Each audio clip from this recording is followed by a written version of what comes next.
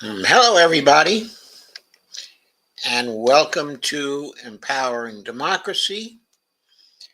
I'm Joe Firestone, your host, and our topic for tonight is lessons learned from the midterms.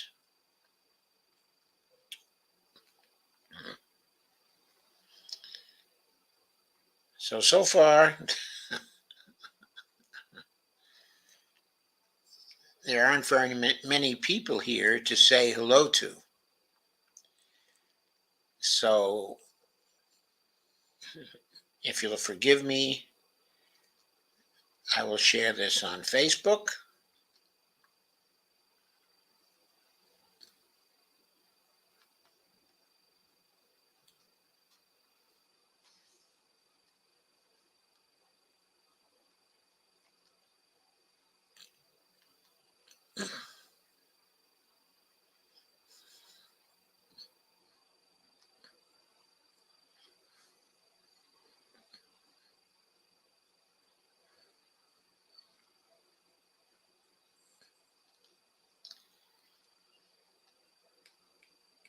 So,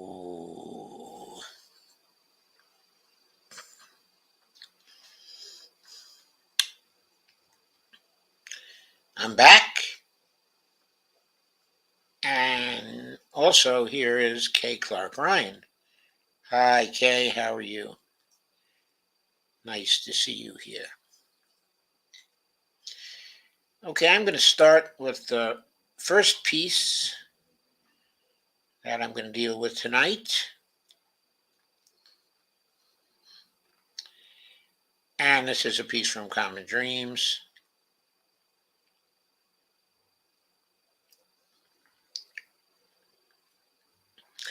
It's called Now Comes the Hard Part for Progressives.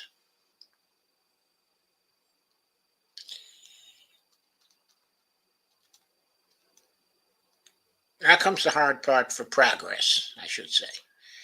What the midterm election taught us. This is by Charles Idelson on November 15th, 2022. This piece is one of the best I've seen on the subject of learning lessons from the election. The winds blowing in Washington and many communities post-election just might be a sigh of relief. The red wave, or red tsunami, as Ted Cruz boasted, evaporated. Quote, there wasn't even a red splash, as New York Times columnist Jamel Bowie put it. Democracy, as President Biden emphasized, was on the ballot. And a clear majority of voters had no truck for those most aligned with a lurch towards authoritarian rule. Despite the dreams of the far right and predictions of many pundits and pollsters that voters would overlook the insurrection and election conspiracy theories because of inflation, the results told a different story. Election denier Republicans, those most likely to overturn future elections, lost critical governor and secretary of state races, often by large margins, especially in swing states Pennsylvania, Michigan, Arizona, and also Nevada. Despite their high profile defeats, as the Washington Post noted, at least 150 election deniers were winning in House races as of November 12th. And many of them won, of course. Retaining Democratic Party control of the Senate alone is a major triumph in blunting a Mitch McConnell-led Senate that would likely forward major assaults on social insurance programs and block the critical appointment of federal judges needed to provide balance to a court system corrupted by Trump and McConnell over the past 4 years. Democrats also flipped their state legislatures. By the way, I gotta say, why can't the Democrats mount a serious challenge to Mitch McConnell? They never even try. Okay, in the election of 2018, they ran someone who had no chance to beat McConnell because she was a Republican light. In this year, she thankfully wasn't trying to run again, so the primary was run by Charles Booker. He won the nomination because in Kentucky he was the most popular person. Well, the Democrats utterly refused to support him against McConnell, even though he was a very fine candidate. Of course, McConnell slaughtered him because he had no money. But that was because of the Democratic National Committee and the party. They would not support a challenge to McConnell in spite of the fact that he corrupted the court system over the past 4 years. The worst thing about the Democrat, is the party itself, the internals of the party itself. We complain all we like about the messaging of the Democratic Party. That's generally terrible too. But even worse is the internal organization and those who run it and those they run it for. McConnell, if this were a decent party, would long since have been defeated, but they're not even trying. And he is free to raise huge quantities of money to put into close elections in other states. So Democrats also flipped several state legislatures, notably both Michigan's House and State Senate, as well as Pennsylvania's House and the Minnesota State Senate, all major efforts to defend democracy in that state and block punishing attacks on working people and families, as seen so often, especially in Michigan over the past decade.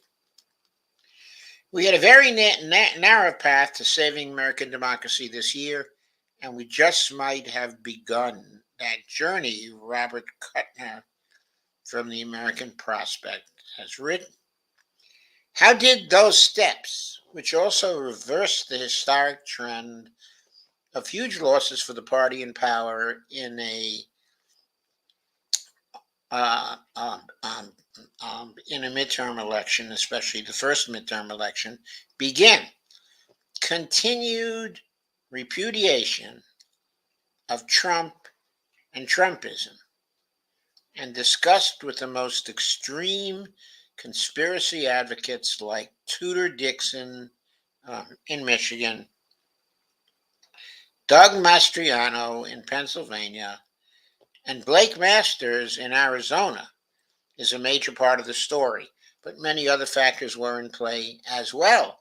The Supreme Court's fanatic ruling overturning a half century of abortion rights was a major factor in turning out votes for supporters of reproductive freedom, especially among women with an ongoing gender gap, though that margin was less than in the past two elections. Voters also backed abortion rights on several ballot measures, most prominently in Michigan, where reproductive rights were enshrined in the state constitution, and in deep red Kentucky, where voters defeated an anti-abortion proposal. Nearly half of Michigan voters and a third of Pennsylvania voters named abortion as their most important issue. A major factor in Michigan Governor Gretchen Whitman's re-election win, and for John Fetterman in flipping a Pennsylvania Senate seat. The issue of abortion rights was a key factor in the demographic group that probably served as the greatest barrier to the red wave, Gen Z, and young millennial voters. A CNN poll found that voters under 30 favored Democratic House candidates by a massive 28 points. At the University of Michigan, student voters favored Gretchen Whitmer by 94%.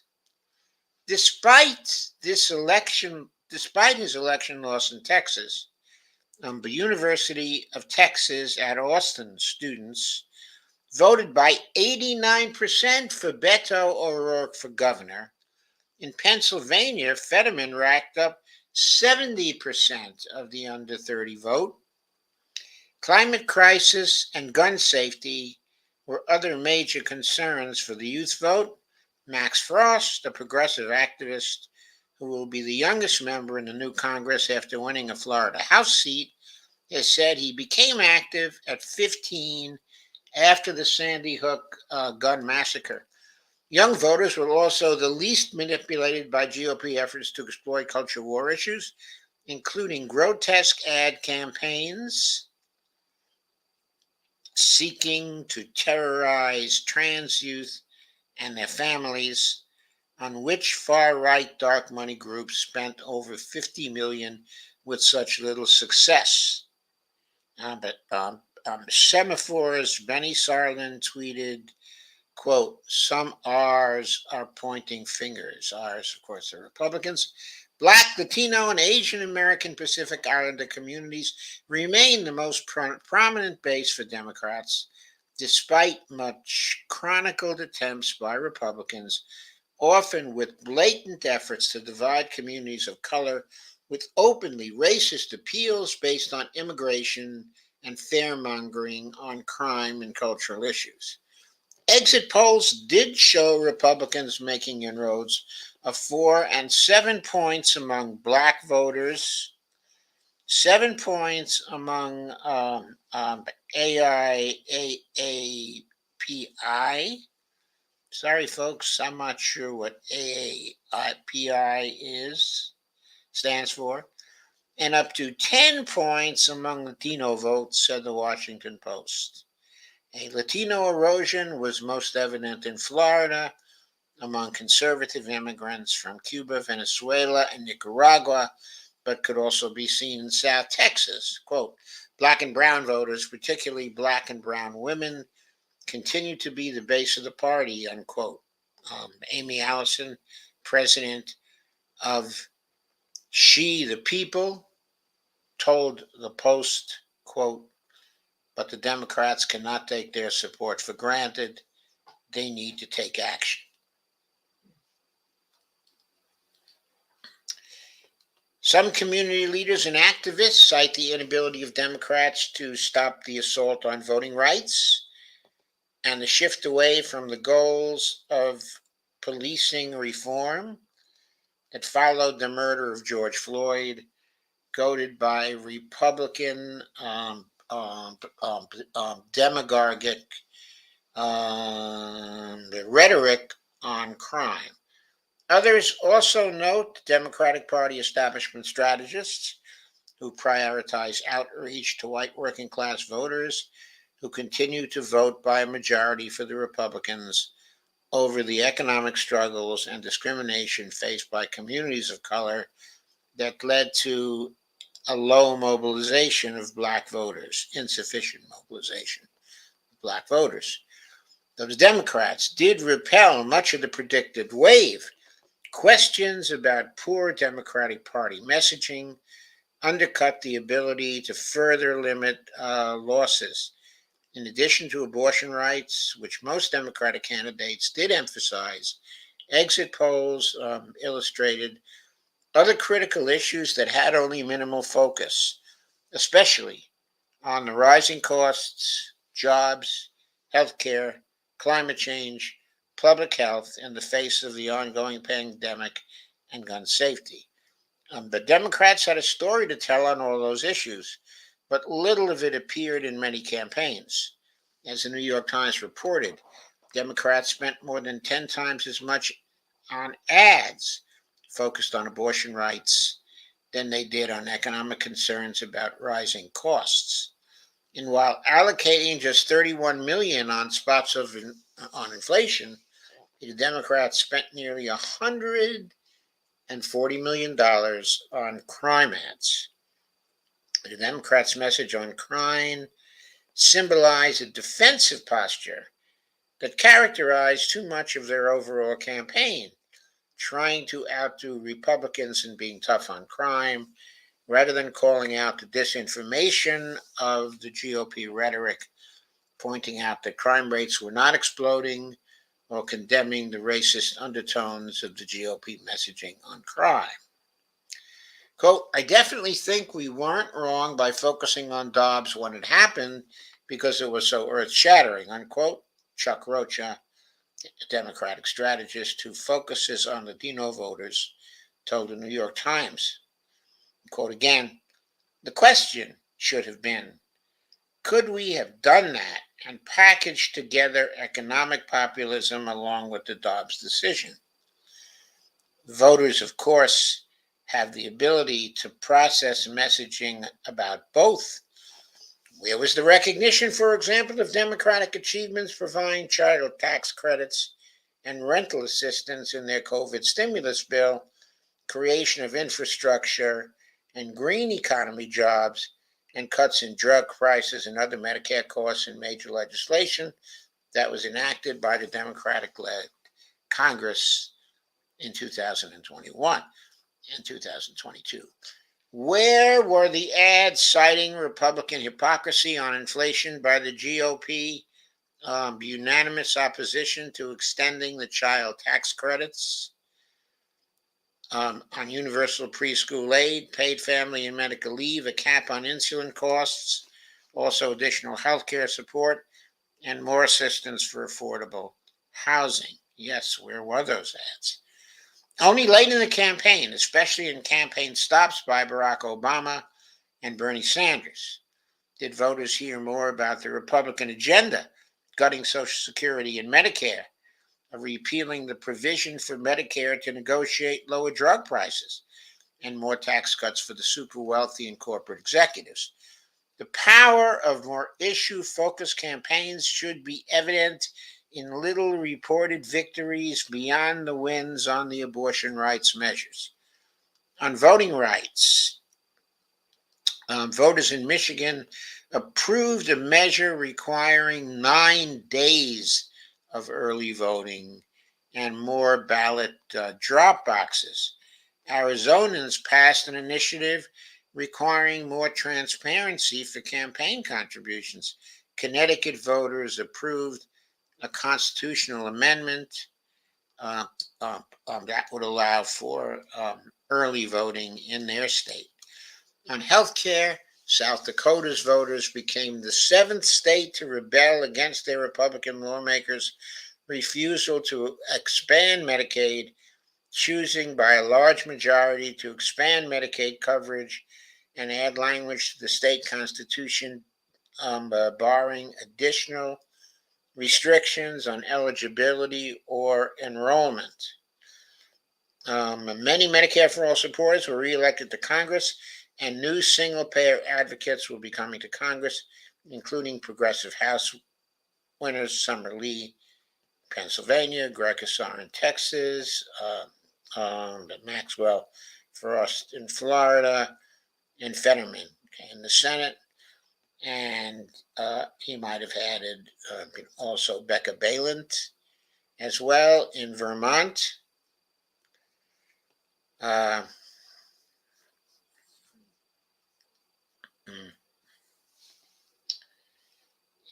and also Chris Deluzio in Pennsylvania as well, and Delia Ramirez in Illinois.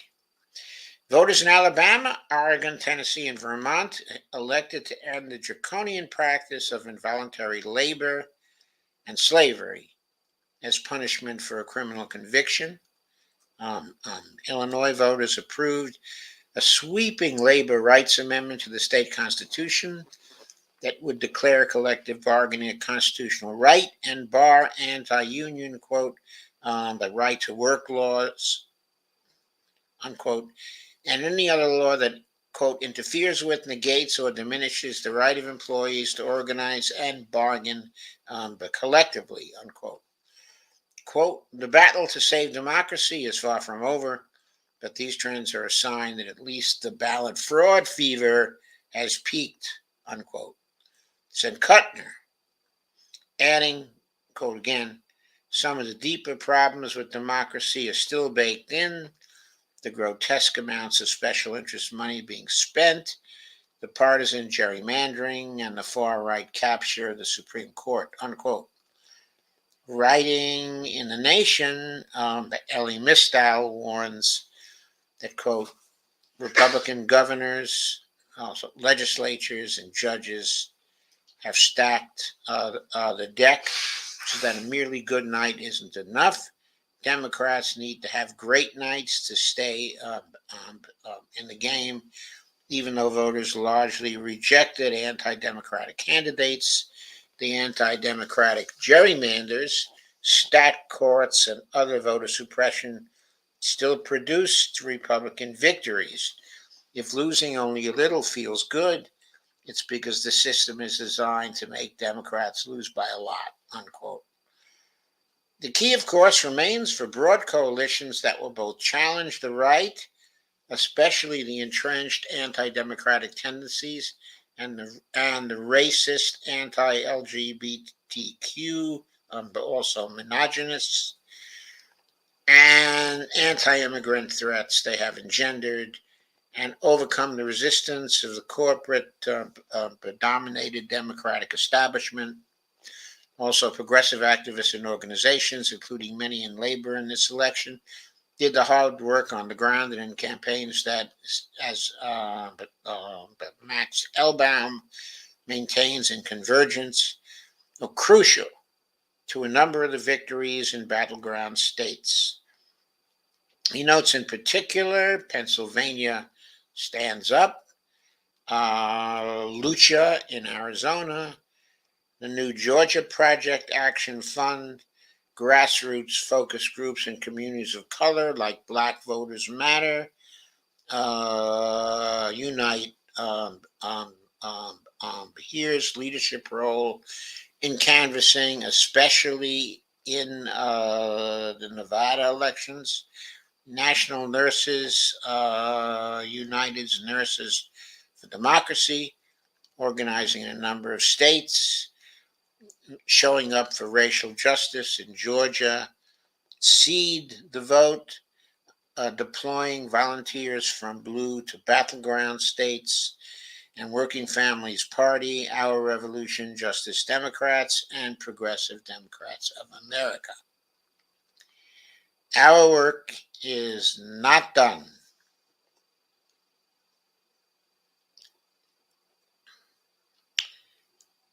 Says Charles Idelson.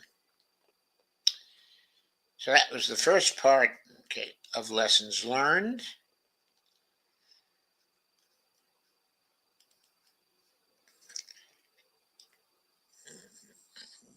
I thought that was a pretty good article, but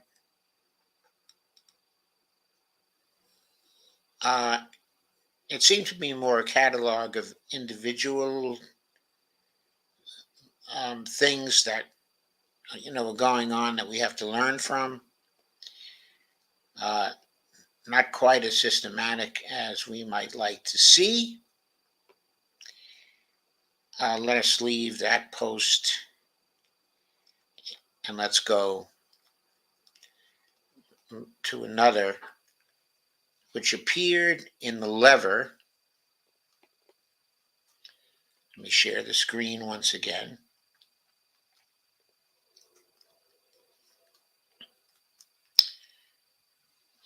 The lever had a post in it by Crystal Ball on Dems Rust Belt revival. I thought it was quite an interesting post.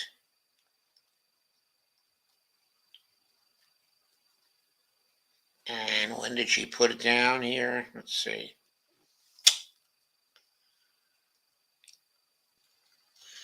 There's a little introduction by David Sirota that I will skip.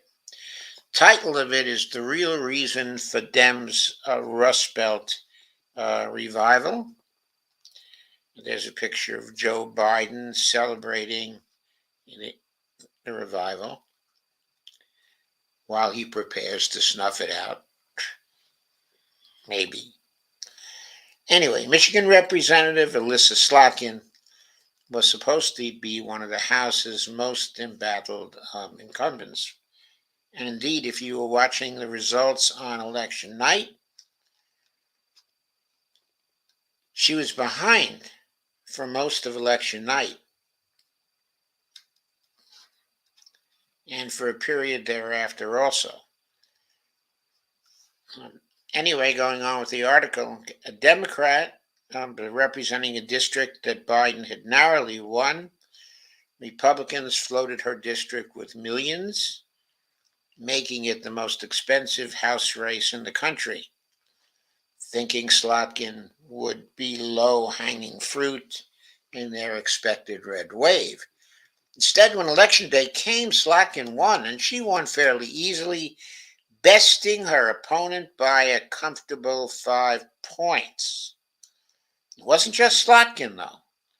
Across the industrial Midwest, Democrats turned in some of their most impressive performances, swamping Republicans, also flipping legislatures, and knocking out supposedly safe Republican incumbents.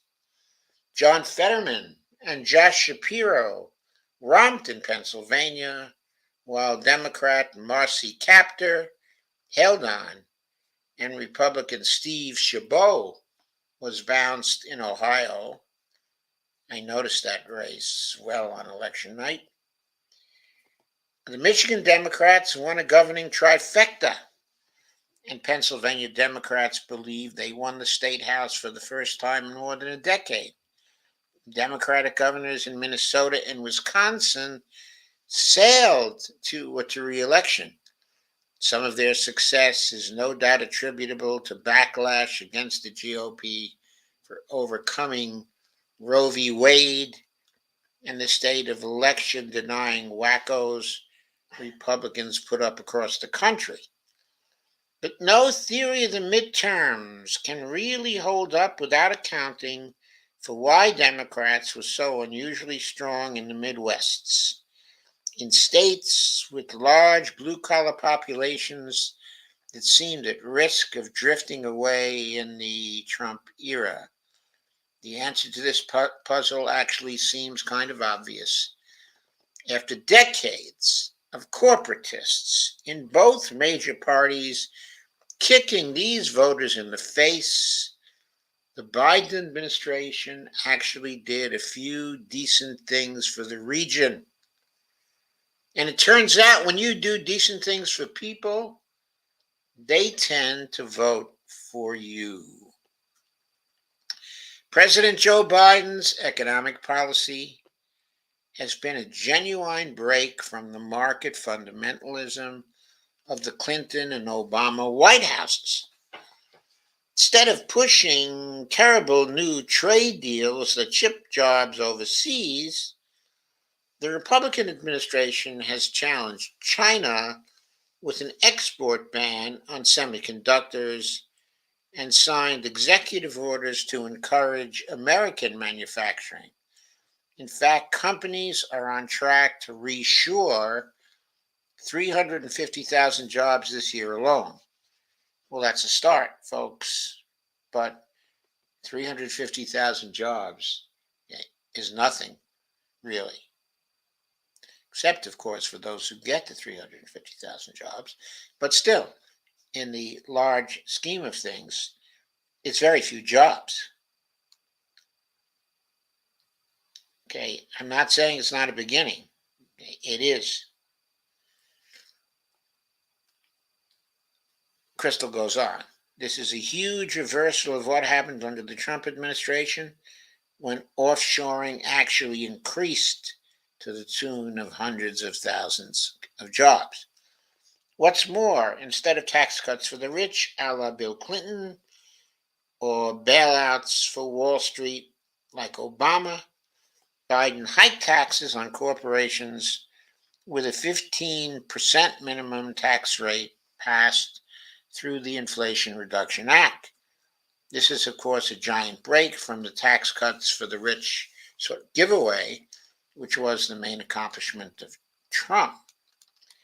Biden's union policy also deserves credit. Rather than abandon unions or actively union bust, like plenty of Clinton-era Democrats and every Republican, Biden appointed a genuinely pro-worker National Labor Relations Board and a fantastic general counsel who was set about trying to reinterpret the horrible labor law that has led so many workers down over decades. The recent organizing wave at Starbucks, REI, Amazon, Apple, and more could have been stopped dead in its tracks without this pro-worker NLRB. Biden's infrastructure package and his Inflation Reduction Act both contain significant investments in the region and are especially vital for automakers trying to compete in the new electric car era.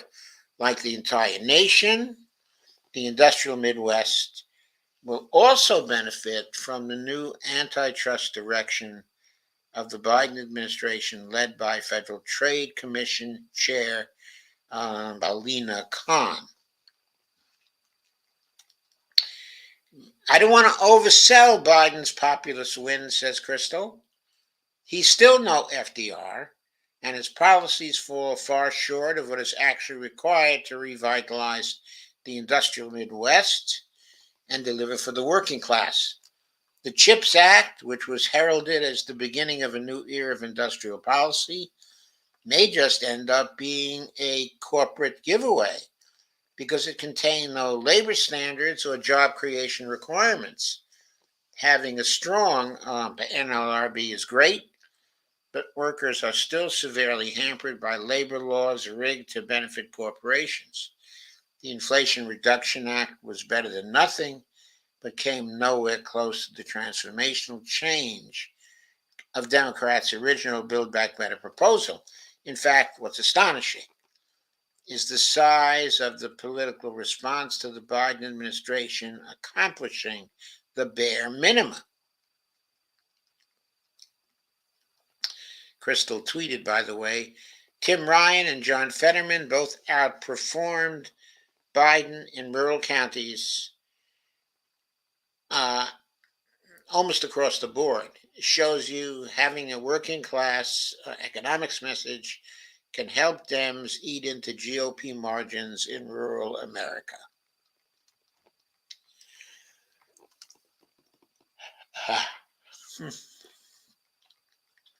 The two Democratic Senate candidates who arguably embraced populist economic messaging the most were Fetterman in Pennsylvania and Tim Ryan in Ohio. Fetterman was the furthest left of any of the competitive Senate candidates, and not only did he win a tough state by a large margin after suffering a stroke, but he also shifted nearly every rural county in the state back towards the Democrats. Yes, he campaigned as he promised in every county in the state. Ryan came up short in his race against J.D. Vance, in a state that Democrats have effectively abandoned as unwinnable. But he too outperformed Biden's 2020 performance in nearly every rural county in the state. What's more, he did so against a fake populist in Vance who tried to translate culture war grievances into a working class coalition, but lost ground to Democrats basically everywhere.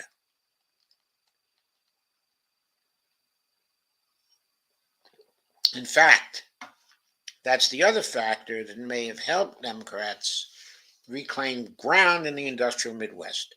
While the Biden administration has embraced some decent policies, Republicans who postured as pro working class under Trump have been exposed as total plutocrat humping frauds. I thought that was an interesting turn of the phrase, plutocrat humping. At a time when union support has never been higher and workers screwed over during the COVID-19 pandemic were reclaiming their rights to strike, bargain, and organize, the Republican Party sat silent at best and smeared those courageous workers at worst. They sat out or tried to understand the wave of worker militancy that any real friend of the working class would cheer. Right-wing populist Sohrab Ahmari recently wrote a scathing indictment of this fakery for the New York Times, excoriating these fraudsters for trying to co-opt populist language while pushing the same old program of cuts to Social Security and to Medicaid. And to Medicare. He wrote, quote, fake GOP populism challenged and woke capital, companies that it believes had become overly political correct, but didn't dare touch the power of corporate America, coerce workers and consumers, or the power of private equity and hedge funds to hollow out the real economy, which employs workers for useful products and services, or used to anyway. The Republican Party remained as hostile as ever to collective bargaining as a new wave of labor militancy swept the private economy, unquote. The Republicans went full mask off on their plutocratic contempt for workers, and in comparison, the Biden administration's small positive steps looked phenomenal. I think this is one of the things I really got wrong coming into Election Day. I underestimated just how low the bar had been set for people after years and years of disastrous anti-worker policies, as American workers in the Midwest were stranded in the desert, dying of thirst. The Biden administration offered them a thimble of water. It was enough for some real electoral gains. And just think, if this is the electoral result you get from the thimble of water, imagine what would happen with a truly transformational policy that really challenged corporate power and met the needs of the American people.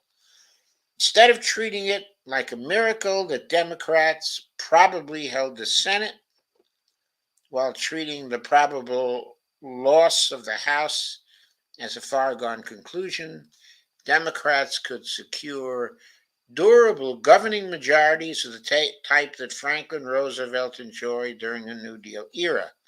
It's all within reach, and I suppose at this point, it's a good time to stop and to point out that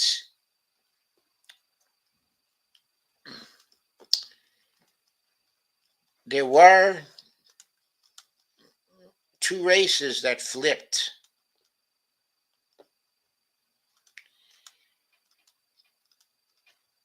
during this evening, Eastern Time. First, Maine's election officials have run the ranked choice voting tabulation for Maine's 2nd District. And Democratic Representative Jared Golden has won election over Republican Bruce Poliquin by about 6 points, 53% to 47%. The first district didn't go to ranked choice tabulations this year, as the incumbent in that district won more than 50% of first choice votes. This was a rematch of the 2018 race in this district when Golden turned then Representative Poliquin out of office in Maine's first use of ranked choice voting in a general election.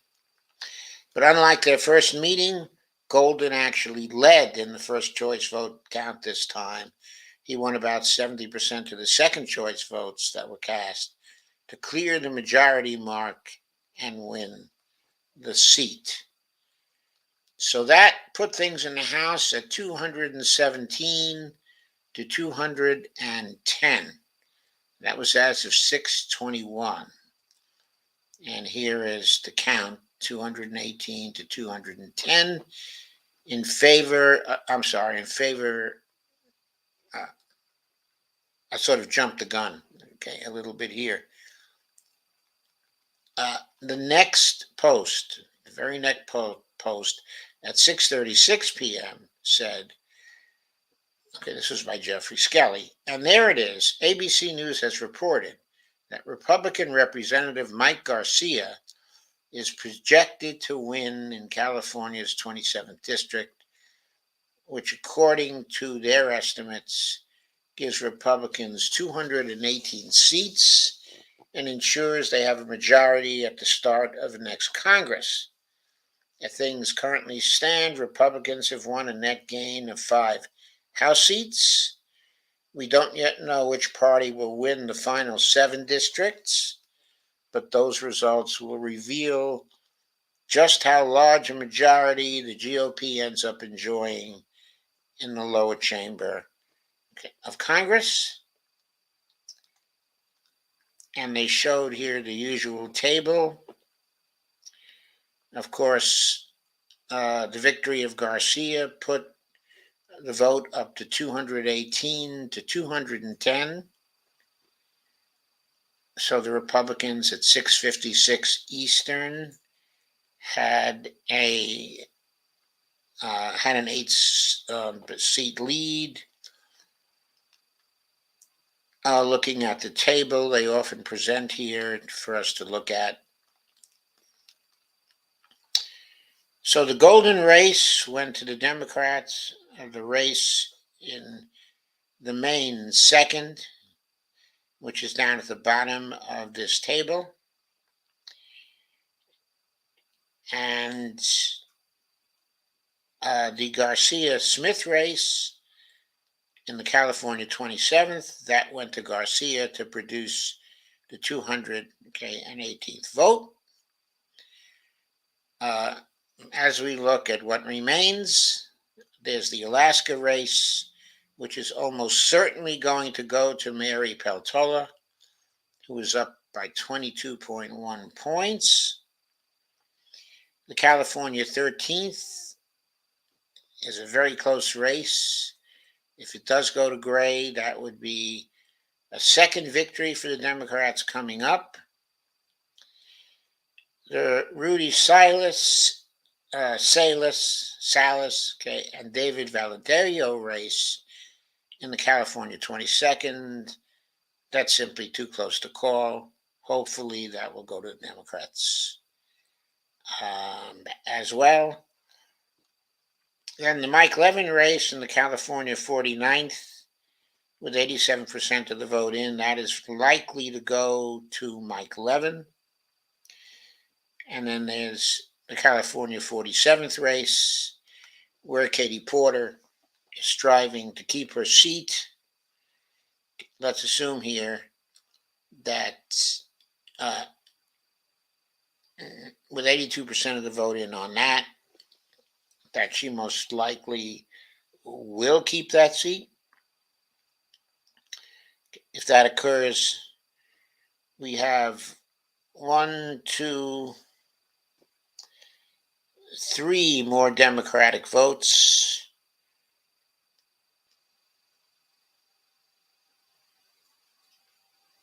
We have another three that may go to the Republicans. And then there's another one that's a toss-up. Okay, the Republicans then could get four more votes, okay, the maximum, which would put them at 222. Okay, or the Democrats could get four more votes, okay, which would put them at what? Okay, I suppose at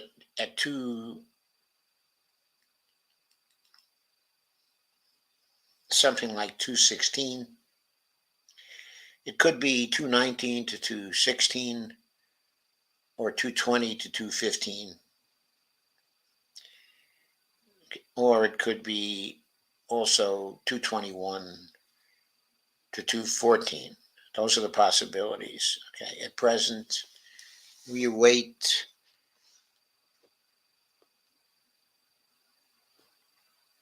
further reports to see what it's going to be. In all those cases, the Republicans will have a very small margin. It will be hard for them to hold things together. Let me now get back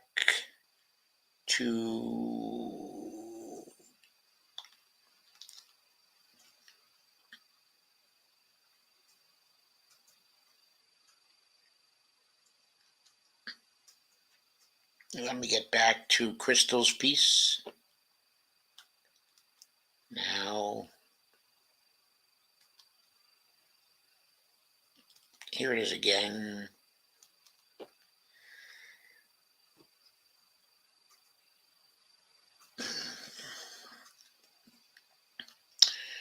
The only price is, okay, I'll reread the last paragraph. Instead of treating it like a miracle that Democrats probably held the Senate, oh, by the way, the Senate race has certainly been decided right now. Okay, regardless of the runoff in Georgia, the Democrats now have 50 seats because Catherine Cortez Masto definitely won hers in the Nevada race. And Mark Kelly definitely won his in Arizona. So it's now 50 to 49 for Democrats. If they win in Georgia, it will be 51 to 49. Instead of treating it like a miracle that Democrats probably held the Senate while treating the probable loss of the House as a foregone conclusion, Democrats could secure durable governing majorities of the type that Franklin Roosevelt enjoyed. During the New Deal era, it's all within reach. The only price is actually serving the needs of the 99% over the 1%, because while a sip of water may have been enough to hang on this time, the future of the nation, the planet, and our democracy depends on the American working class being fully revived and cut in on the prosperity of the country. Democrats will rebuild their blue wall in the Midwest and far more if they tell Larry Summers and the deficit hawks to piss off and go all in on populist economics. And I certainly agree with all that, but of course, I have to add the following lesson to this. And that lesson is that there would have been many more Democratic victories if the big money had no role in the congressional races, in the Senate races, and in the House races on this occasion. If big money was not in politics, if we had driven it out with the litmus test of everybody voting against anyone who took any of the big money or who was supported by any of the big money, then all the races in which the big money figured, which was in nearly every one of the Republican races, and the heavy majority of the Democratic races, what we would have had is many more Democratic progressives who did not take money winning. We would have had virtually no Republicans winning except in the Senate. Uh,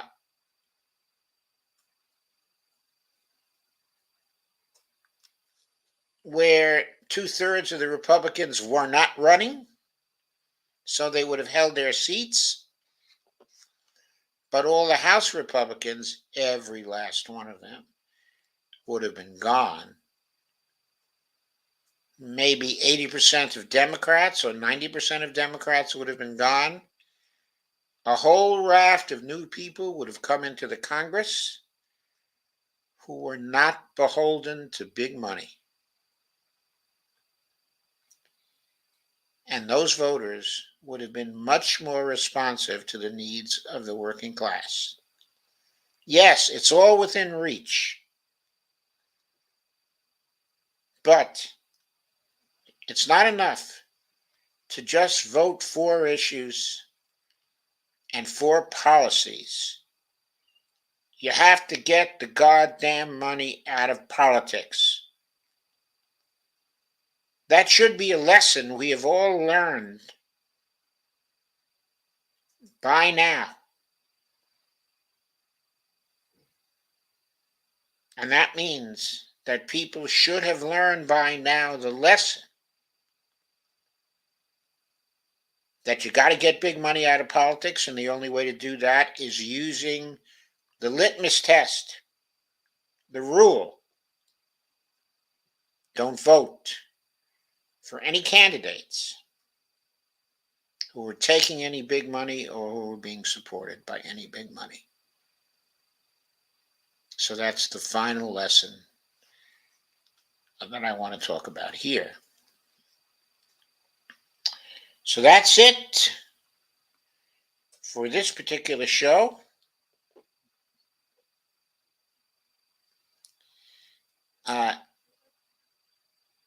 Kay would like to move to Pennsylvania now. Cool, Kay. Cool.